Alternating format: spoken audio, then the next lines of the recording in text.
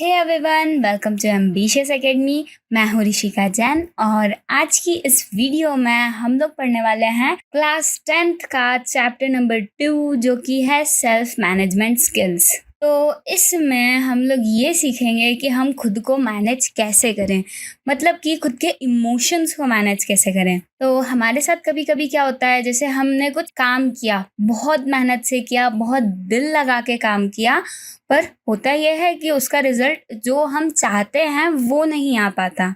तो उस चीज़ की वजह से हम लोगों को बहुत दुख होता है, बहुत बुरा लगता है और हम लोग कहीं ना कहीं स्ट्रेस लेना स्टार्ट कर देते हैं। या फिर कभी कभी ऐसा होता है कि हमारा जो गोल रहता है वो थोड़ा सा बड़ा रहता है या फिर हमें लगता है कि वो टफ है अचीव करने में। तो उस सिचुएशन में भी हम लोगों को स्ट्रेस होता है कि हम कैसे उतना काम करेंगे कि हमारा गोल अचीव हो जाए। जैसे अभी अगर ये वाली वीडियो तुम लोग एग्जाम टाइम पे देख रहे हो और मतलब बहुत कम टाइम बचा है, आधा दिन ही बचा है या थोड़ा सा ही टाइम बचा है, तो तुम लोगों को लगेगा कि इतना सारा हम लोग कैसे पढ़ेंगे, क्या करेंगे। तो उसी फीलिंग को हम लोग स्ट्रेस बोलते हैं, जो कि तुम लोग अच्छे से जानते ही हो कि स्ट्रेस क्या होता है। और ये जो स्ट्रेस है ये किसी भी एज वाले को हो सकता है।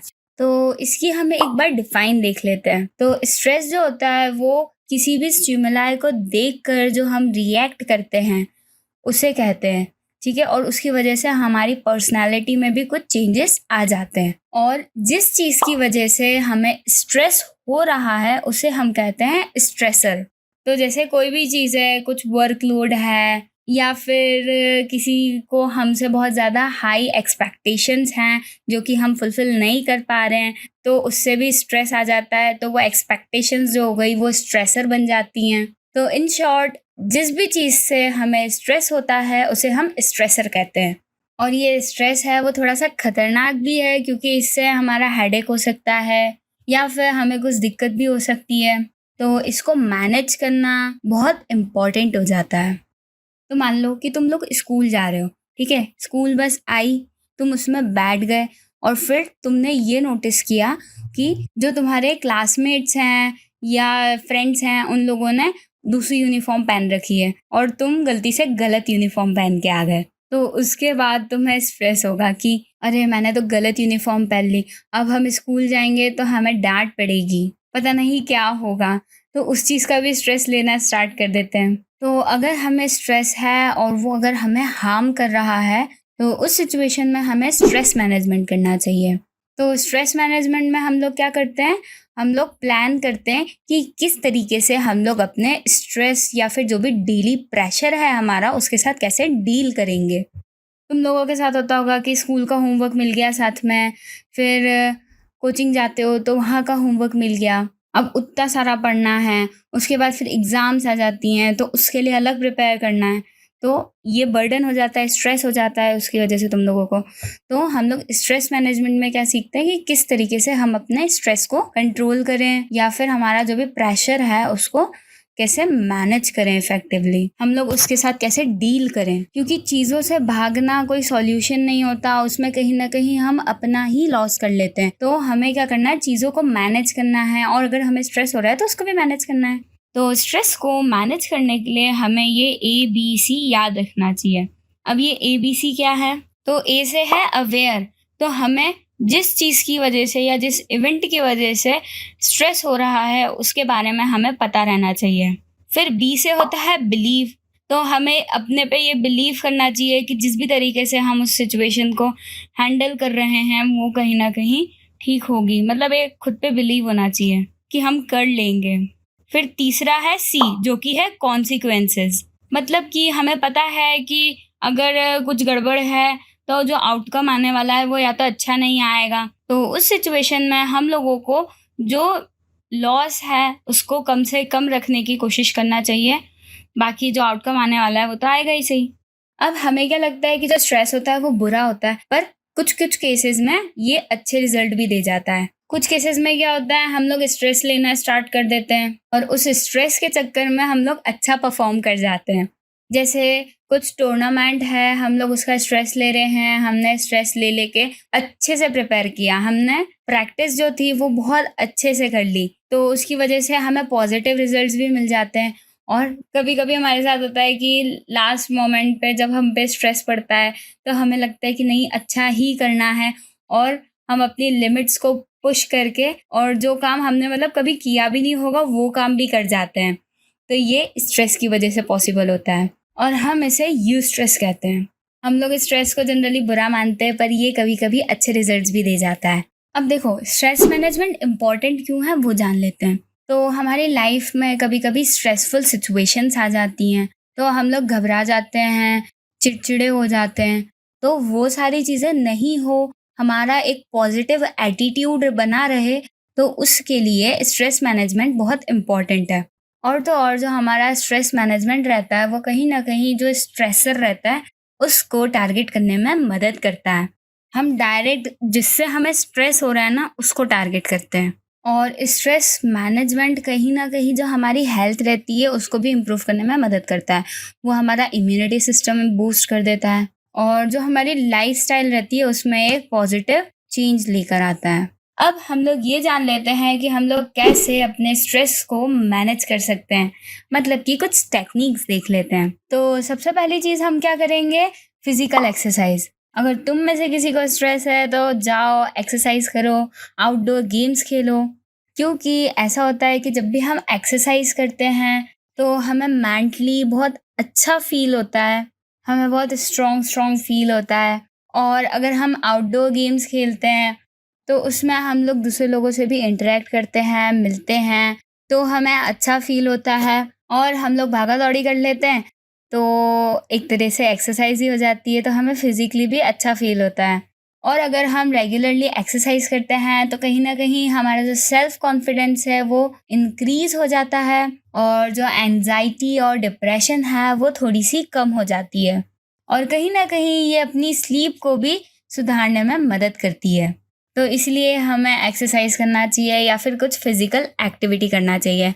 दिन भर फ़ोन के साथ पड़े नहीं रहना चाहिए घर पे। और तो और हम योगा भी कर सकते हैं, तो जो योगा के पोज़ेज़ रहते हैं, वो हमें काम रहने में मदद करते हैं, हमारा फ़ोकस बढ़ा देते हैं और कहीं न कहीं उस चीज़ से हमारे मन को शांति मिलती है। तो सबसे पहले हम क्या करेंगे, फ़िज़िकल एक्सरसाइज़ करेंगे, योगा करेंगे और हम मेडिटेशन भी कर सकते हैं। क्योंकि हम मेडिटेशन में एक रिलैक्स्ड पोज़ीशन में बैठ जाते हैं, हमारा माइंड जो रहता है वो फ़ोकस रहता है, कोई एक ही थॉट पे। जैसे कि हम लोग डेली क्या करते हैं, दिन भर अलग-अलग थॉट्स आते रहते हैं हम लोगों को, तो वो चीज़ नहीं होती है मेडिटेशन से। मतलब कुछ टाइम के लिए तो एटलीस्ट फ़ोकस रहेगा हमारा माइंड एक ही चीज़ पे। अब वो चीज़ कुछ भी हो सकती है, लोग ब्रीथिंग पे फ़ोकस करते हैं या फिर सबका अपना-अपना रहता है। तो उस फ़ोकस से जो हमारा माइंड जो रहता है वो पीस में चला जाता है, काम हो जाता है पूरी तरीके से। और कहीं न कहीं जब हमारा दिमाग थोड़ा-सा खाली हो जाता है थॉट से, तो हमें क्रिएटिव आइडियाज़ भी आते हैं। तो मेडिटेशन की मदद से हमारी जो क्रिएटिविटी रहती है वो भी इंक्रीज़ हो जाती है। और तो और हमें थोड़ा-सा फ़ोकस एन्जॉयमेंट पे भी करना चाहिए। थोड़ा-सा, पूरा नहीं। ये वाला पॉइंट तुम्हारा फ़ेवरेट होगा क्योंकि इसमें क्या है कि हम एन्जॉयमेंट करेंगे, हम वो काम करेंगे जो हमें बहुत पसंद है। जैसे तुम में से किसी को गेम खेलना बहुत पसंद होगा, तो गेम खेलना चाहिए हमारे बिज़ी शेड्यूल में से थोड़ा-सा टाइम निकाल के। किसी को बातें करना पसंद होगा, तो बातें करना चाहिए, गाना गाना पसंद होगा तो गाना गाना चाहिए, डांस करना चाहिए या फिर मूवीज़ देखना चाहिए। मतलब जो भी पसंद है वो काम थोड़ी देर के लिए हमें करना चाहिए। तो इससे कहीं न कहीं हम रिलैक्स हो जाते हैं, हमें अच्छा फ़ील होने लग जाता है और जो हमारा स्ट्रेस रहता है वो कम हो जाता है। और तो और हमें छुट्टी लेके कहीं बाहर घूमने चले जाना चाहिए। क्योंकि जब हम घूमने जाते हैं अपने फ्रेंड्स के साथ या अपनी फैमिली के साथ, तो हम वहाँ पर नई-नई चीज़ें देखते हैं, हम नेचर से कनेक्ट कर पाते हैं और जो हमारा डेली शेड्यूल रहता है, जैसे तुम लोगों का है, उससे हमें थोड़ा-सा छुटकारा मिलता है और हमारा रूटीन जो रहता है, वो थोड़ा-सा चेंज हो जाता है। तो हमें कहीं न कहीं वैकेशंस में जाना चाहिए और अपने फ्रेंड्स या फिर अपनी फैमिली के साथ क्वालिटी टाइम स्पेंड करना चाहिए। तो उससे भी हमारा जो स्ट्रेस रहता है, वो कम हो जाता है। और तो और हमें वॉक करने भी जाना चाहिए। जो लोग जाते हैं ना सुबह-सुबह वॉक करने जाते हैं, शाम के टाइम पे वॉक करने निकलते हैं। तो अगर हम सुबह-सुबह वॉक करने जाते हैं तो हम लोग फ्रेश एयर ब्रीथ करते हैं और जो धूप रहती है वो उस टाइम पे हल्की-हल्की धूप रहती है। तो ऐसे माहौल में घूमने में मज़ा बहुत आता है। इससे स्ट्रेस कम हो जाता है और एक मतलब पॉज़िटिव वाइब आती है। मतलब पॉज़िटिव फ़ील होता है, पॉज़िटिविटी बढ़ जाती है और हमारा जो ब्लड सर्कुलेशन है वो भी इम्प्रूव हो जाता है। और मतलब ये ऐसा भी नहीं है कि तुम्हें एक-एक चीज़ रटनी पड़े, ये ईज़िली याद होने वाली चीज़ें हैं। और बहुत सारी चीज़ों के बारे में तो तुम लोगों को पहले से ही पता है कि किन चीज़ों से स्ट्रेस कम होता है। अब हम पढ़ लेते हैं वर्किंग इंडिपेंडेंटली के बारे में, ठीक है? तो अब इसमें हम लोग क्या करेंगे कि जो अपना काम है वो इंडिपेंडेंटली खुद से कर लेंगे। मतलब कि हमें इसमें किसी की भी सपोर्ट की ज़रूरत नहीं पड़ेगी, ना ही किसी के सुपरविज़न की ज़रूरत पड़ेगी। हम लोग खुद से सारे डिसीज़न लेंगे और खुद से एक अच्छा-सा काम करके दे देंगे। तो ये चीज़ कब हो पाएगी? जब हम लोग काम और रिलैक्स रहेंगे, तो हम आसानी से इंडिपेंडेंटली वर्क कर पाएँगे। नहीं तो हमें किसी पे डिपेंड रहना पड़ेगा। जैसे कि मान लो कि हम जॉब करते हैं और वहाँ पर बॉस ने हमें बहुत सारा काम दे दिया करने के लिए और अगर हम घबरा गए तो हमें किसी सपोर्ट की ज़रूरत पड़ेगी कि क्या अपन किसी और से काम करा रहे हैं या फिर कोई हमें गाइड कर दे तो हम काम कर लें, है ना? पर अगर हम लोग काम रहेंगे, रिलैक्स्ड रहेंगे, तो हम वो काम खुद से कर पाएँगे। मतलब कि अगर हम पैनिक सिचुएशंस में भी पॉजिटिव रहेंगे, काम रहेंगे तो खुद से काम हम कर पाएँगे सारे। अब ये इंडिपेंडेंटली काम करने का मतलब क्या है कि बस खुद से उठ के काम कर लिया? नहीं, ऐसा बिल्कुल नहीं है। तो इसमें हमें सेल्फ अवेयर रहना पड़ता है कि हाँ, हमें पता है हमारे बारे में, हमारे आस-पास जो चीज़ें हैं उनके बारे में। खुद को मॉनिटर करना पड़ता है और फिर जहाँ अपनी खुद की गलती है उसको करेक्ट भी करना रहता है खुद से। और तो और हमें ये पता होना चाहिए कि हमें किस काम के बाद क्या करना है और हमें अपनी प्रायोरिटीज़ के बारे में भी पता होना चाहिए कि कौन-सा काम पहले करना है। उसके बाद फिर हमें खुद की गलतियाँ खुद से पहचाननी पड़ती है। ऐसा कोई नहीं करेगा कि तुम्हें आके तुम्हारी गलतियाँ बताए। खुद से पहचानो और खुद से उसको सुधारना भी पड़ता है। और तो और हमारे पास लर्निंग की भी एबिलिटी होनी चाहिए कि हम जो भी चीज़ें हैं या जो भी गलतियाँ हम कर रहे हैं, उससे हम लोग सीख सकें। नहीं तो ऐसा नहीं करना है कि एक गलती कर दी, वापस से वही गलतियाँ रिपीट कर रहे हैं। हमें उससे सीख के वो गलतियाँ नहीं करनी रहती हैं। और तो और हमें खुद की गलतियों के लिए दूसरों को ब्लेम नहीं करना है। अब हमें अगर इंडिपेंडेंटली वर्क करना है, तो उसके लिए हमें अपने इमोशंस को कंट्रोल करना पड़ेगा और वो चीज़ कैसे करेंगे हम लोग? इमोशनल इंटेलिजेंस की मदद से। क्योंकि अगर हमारे पास इमोशनल इंटेलिजेंस है, तो हम लोग अपने इमोशंस को पहचान पाएँगे और फिर उन्हें अच्छे से मैनेज भी कर पाएँगे। और तो और खुद के तो करेंगे ही सही और दूसरों के भी कर पाएँगे। तो इसीलिए इमोशनल इंटेलिजेंस कहीं न कहीं ज़रूरी हो जाती है। अब इसके लिए हमें 3 स्किल्स की ज़रूरत पड़ती है। ये चाबी बता रही हूँ मैं तुम लोगों को, किसी के भी इमोशंस कंट्रोल कर पाओगे तुम लोग इसकी मदद से। तो सबसे पहली है इमोशनल अवेयरनेस। तो मतलब कि क्या हमें सामने वाले के या खुद के इमोशंस पता होने चाहिए, ठीक है? हमें उन्हें आइडेंटिफ़ाई करना है। फिर है हार्नेसिंग इमोशंस। तो इसका मतलब क्या? हमें इमोशंस को कंट्रोल करना आना चाहिए। उनसे कैसे डील करना है वो आना चाहिए। हमें इमोशंस को कंट्रोल करना पड़ेगा और फिर हम उन इमोशंस को कंट्रोल करके जो भी हम काम कर रहे हैं, उसमें हम अप्लाई कर देंगे।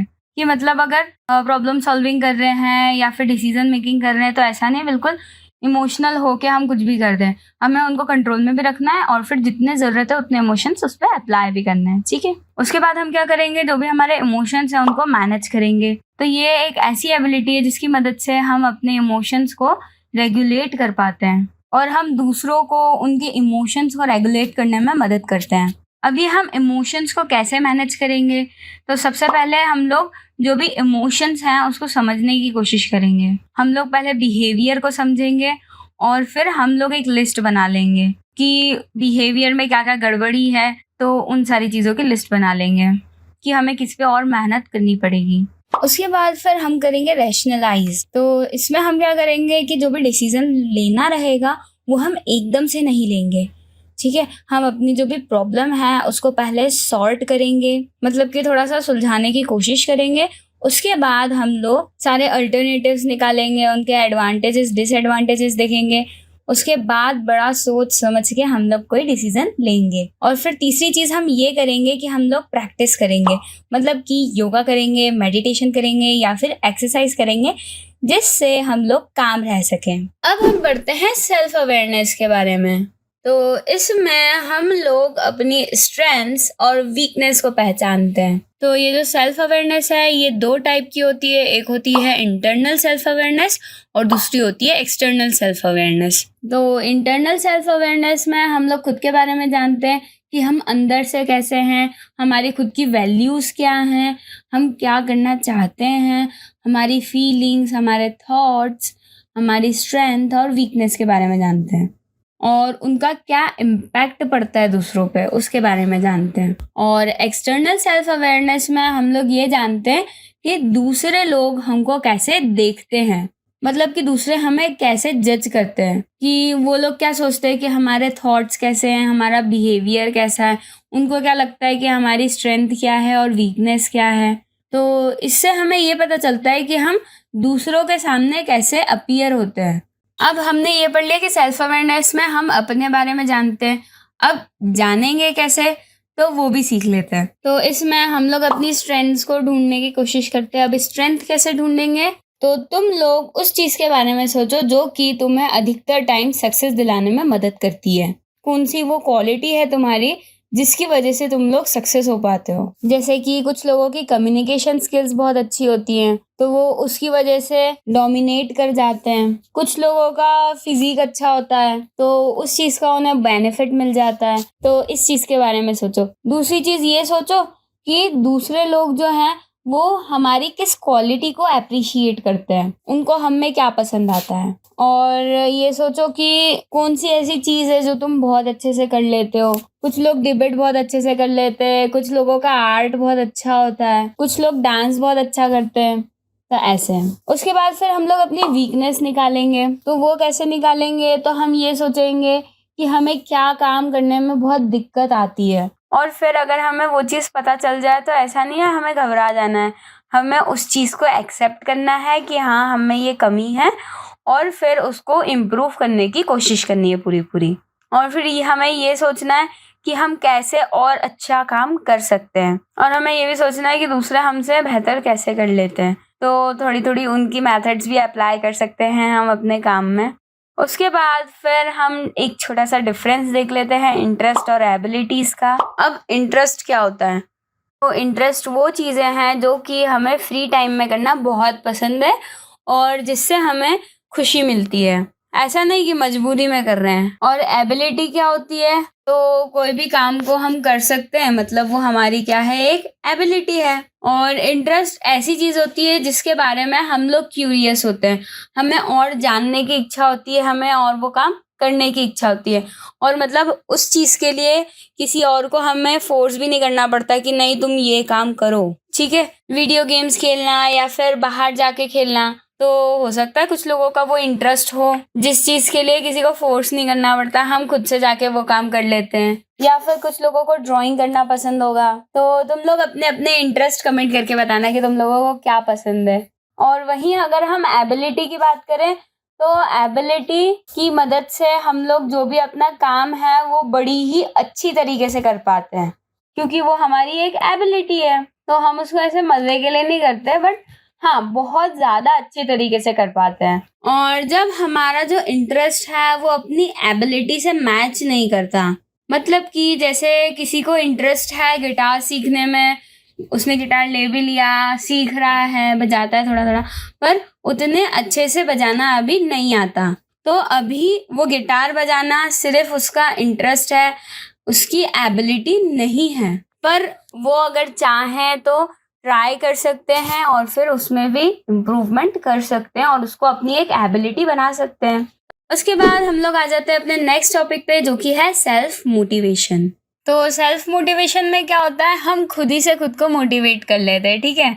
मतलब हमें किसी का इन्फ्लुएंस नहीं चाहिए रहता, ठीक है, कि उठो जाके काम करो, नहीं, हम खुद ही से खुद को फोर्स करेंगे कि नहीं हमें ये चीज़ करनी है, क्योंकि हमें अपना गोल अचीव करना है। तो सेल्फ मोटिवेशन की वजह से हम लोग अपने गोल को अचीव कर पाते हैं, हम अपने आप को पुश करते हैं कि नहीं हमें ये गोल अचीव करना है, और उससे हमें खुशी भी मिलती है और हमारी जो लाइफ है वो भी इम्प्रूव हो जाती है। तो सेल्फ मोटिवेशन में कोई और तुम्हें मोटिवेट करने नहीं आएगा, हमें खुद से ही खुद को मोटिवेट करना है और फिर सारे काम कर लेने हैं। जैसे तुम लोग हो, जो लोग खुद से पढ़ने आए हैं, किसी ने फोर्स किया तब नहीं आए, ठीक है, तो वो लोग हैं। तो वो लोग क्या कर रहे हैं, उन्होंने खुद से खुद को मोटिवेट किया कि हाँ हमें पढ़ना है, हमें एग्जाम में अच्छा स्कोर करना है, तो इसीलिए तुम लोग पढ़ रहे हो। तो ये किसकी वजह से हो रहा है, सेल्फ मोटिवेशन की वजह से। अब हम मोटिवेशन के टाइप्स देख लेते हैं, ठीक है। तो सबसे पहला है इंटरनल मोटिवेशन, जो कि है लव। तो हमें वो काम करना पसंद होता है जिनसे हमें प्यार होता है, जो हमें अच्छा फील कराते हैं, जिनकी वजह से हमें खुशी मिलती है। जैसे कि जिन लोगों को स्पोर्ट्स खेलना बहुत पसंद है, अगर स्पोर्ट्स से रिलेटेड कुछ भी फंक्शन होगा तो उन लोगों को बहुत खुशी होगी और वो लोग अंदर से मोटिवेटेड फील करेंगे कि हमें पार्टिसिपेट करना है और अच्छे से अच्छा परफॉर्म भी करना है, क्योंकि उससे उन्हें खुशी मिलती है। तो किसी और को उस काम को करने के लिए पुश करने की कोई ज़रूरत नहीं है। उसके बाद फिर होता है एक्सटर्नल मोटिवेशन, मतलब कि जो बाहर से मोटिवेशन मिले। तो बाहर से कैसे मिलेगा, in the form of reward. तो जैसे कि प्राइज रखा जाता है कि जो बेस्ट डांस करेगा उसे प्राइज मिलेगा कुछ। तो जितने भी कंटेस्टेंट रहते हैं वो सारे मोटिवेटेड रहते हैं कि हमें अच्छा परफॉर्म करना है, क्योंकि हमें रिवॉर्ड मिलने वाला है अगर हम जीत गए तो। और फिर उसी मोटिवेशन के साथ वो लोग रेगुलर बेसिस पे प्रैक्टिस भी करते हैं, पूरा दिल लगा के मन लगा के प्रैक्टिस करते हैं और मोटिवेटेड रहते हैं प्रैक्टिस के लिए भी। खुद ही से सिंसियरली टाइम पे उठ जाएंगे, जहाँ जाना होगा वहाँ पहुँच जाएंगे, जो चीज़ सीखनी होगी वो सीख लेंगे। तो ये सारी चीज़ें। अब हम बिल्ड कैसे करेंगे सेल्फ मोटिवेशन। तो सबसे पहली चीज़ तो कि हमें अपने लाइक्स डिसलाइक्स ये सब पता होने चाहिए, ठीक है। उसके बाद फिर हम लोग अपना एक टारगेट फिक्स करेंगे और सारी एनर्जी जो भी है उसको उस टारगेट को अचीव करने के लिए यूज़ कर लेंगे। फिर हम एक प्लान डेवलप करेंगे और फिर अपने गोल को अचीव कर लेंगे एक टाइमलाइन सेट करके। और तुम लोग किसी से लॉयल रहो नहीं रहो, पर अपने गोल्स से लॉयल रहना है और फिर हमें कंटिन्यूअसली वर्क करना है उनको अचीव करने के लिए, भले ही कितने भी अप्स एंड डाउन्स आ जाए, हमें कितना भी स्ट्रेस हो जाए। अब हम पढ़ने वाले हैं सेल्फ रेगुलेशन के बारे में। तो इसमें हम लोग क्या करते हैं, अपने जो भी थॉट्स हो गए, बिहेवियर हो गया, इमोशंस हो गया, एनर्जी हो गई, उन सबको कंट्रोल और मैनेज करने का काम करते हैं। मतलब अगर हम आसान भाषा में बोलें तो हम पूरी तरीके से खुद को कंट्रोल और मैनेज करेंगे। तो ये काम करने के लिए गोल्स को सेट करना बहुत इंपॉर्टेंट होता है, क्योंकि अगर हमारे पास कुछ गोल होता है तो हम लोग इजीली उसको अचीव करने के लिए वर्क कर पाते हैं। और अगर किसी का सेल्फ रेगुलेशन बहुत अच्छा है तो वो मतलब अगर जैसे एनवायरनमेंट में कुछ भी चेंजेस हो गए या कुछ भी डिफ़िकल्ट सिचुएशन हो गई तो वो उसमें एडजस्ट ईज़िली कर लेता है। मतलब कि कैसी भी सिचुएशन हो जाए वो अपना काम चला लेता है, वो अपना काम निकाल लेता है बढ़िया से। अब इसमें गोल को सेट करना इम्पॉर्टेंट है। तो अब हम गोल सेट कैसे करेंगे? तो एक मेथड है जो कि है स्मार्ट मेथड, उसका यूज़ करके हम लोग अपने गोल्स को सेट करते हैं। और ये वाला जो टॉपिक है वो थोड़ा सा इम्पॉर्टेंट है क्योंकि इस पे कभी-कभी क्वेश्चंस बन जाता है। तो अब ये जो स्मार्ट मेथड है, इसमें ऐसा नहीं कि स्मार्ट है बड़ी मेथड, इसमें जो SMART है उसका कुछ ना कुछ एक स्पेसिफिक मीनिंग है, ठीक है? तो हम उसको जान लेते हैं। तो S का मतलब है स्पेसिफिक। तो इसमें हमसे क्या बोला गया है कि हमें एक स्पेसिफिक और एक क्लियर गोल सेट करना है। तो इसमें हम लोग कुछ क्वेश्चन से उनका आंसर देते हैं, ठीक है? जैसे कि कौन ये काम करेगा, हमें क्या करना है, कैसे स्टार्ट करना है, कब स्टार्ट करना है। इसको एक एग्जांपल से समझते हैं, ठीक है? तो जैसे कि एक गोल है जो कि स्पेसिफिक नहीं है कि मुझे म्यूजिक सीखना है, पर अगर मैं स्पेसिफिक गोल की बात करूं, ठीक है, तो मैंने जो अभी क्वेश्चंस बोले हम उनका आंसर देंगे और हमें एक स्पेसिफिक गोल मिल जाएगा। जैसे कि मुझे क्लासिकल म्यूजिक सीखना है, अब वो कैसे सीखेंगे? तो कोई सी क्लास ज्वाइन कर लेंगे, म्यूजिक क्लास ज्वाइन कर लेंगे, ठीक है? कब करेंगे? तो इवनिंग के टाइम पे कर लेंगे अपन। अब ये काम करना क्यों है? क्योंकि हमें एक कॉम्पिटिशन में पार्टिसिपेट करना है। तो मतलब हमें एक स्पेसिफिक गोल सेट करना है। तो जितने भी क्वेश्चन थे उनका आंसर देते जाएंगे तो एक स्पेसिफिक गोल हमें मिल जाएगा। उसके बाद एस के बाद आता है एम। तो एम से है मेजरेबल। इसका मतलब कि हमारा जो गोल है उसको हम मेजर कर सकें, मतलब कि वो कितना होना चाहिए, है ना? How much, how many. या फिर मुझे ये पता कैसे चलेगा कि मेरा जो ये रिजल्ट है वो अचीव हो चुका है। तो जैसे कि अभी अपन म्यूजिक सीखने की बात कर रहे थे, तो अब ऐसा नहीं करना है अपने को कि सीखते जा रहे हैं तो सीखते ही चले जाएंगे। अपने को एक चेक पॉइंट भी तो बनाना है कि कहाँ रुकना है अपने को। उसके बाद आता है ए, तो ए से होता है अचीवेबल। तो इसमें हम क्या करते हैं, अगर गोल बड़ा है तो हम उसे छोटे छोटे पार्ट्स में ब्रेक कर देते हैं, जिसकी मदद से जो हमारा बड़ा गोल होता है वो अचीवेबल बन जाता है। जैसे कि तुम्हारा गोल है कि तुम्हें इंजीनियर बनना है, तो हम क्या करेंगे, उस बड़े से गोल को छोटे छोटे पार्ट्स में ब्रेक कर देंगे। ठीक है, कि अभी तुम 10th में हो, फिर 11th-12th पास करोगे, उसके बाद फिर ग्रेजुएशन करोगे, ऐसे। उसके बाद आता है हमारा आर, तो आर होता है रियलिस्टिक। तो इसका मतलब ये है कि जो हमारा गोल है वो रियलिस्टिक होना चाहिए, ठीक है, अनरियल नहीं होना चाहिए। तुम लोग ऐसा नहीं बोलना कि अभी बस 1 साल में हमें इंजीनियर बनना है, ठीक है, वो अनरियलिस्टिक हो जाएगा। तो जो हमारा गोल है वो कैसा होना चाहिए, रियलिस्टिक। उसके बाद हमारे गोल को टाइम बाउंड भी होना चाहिए।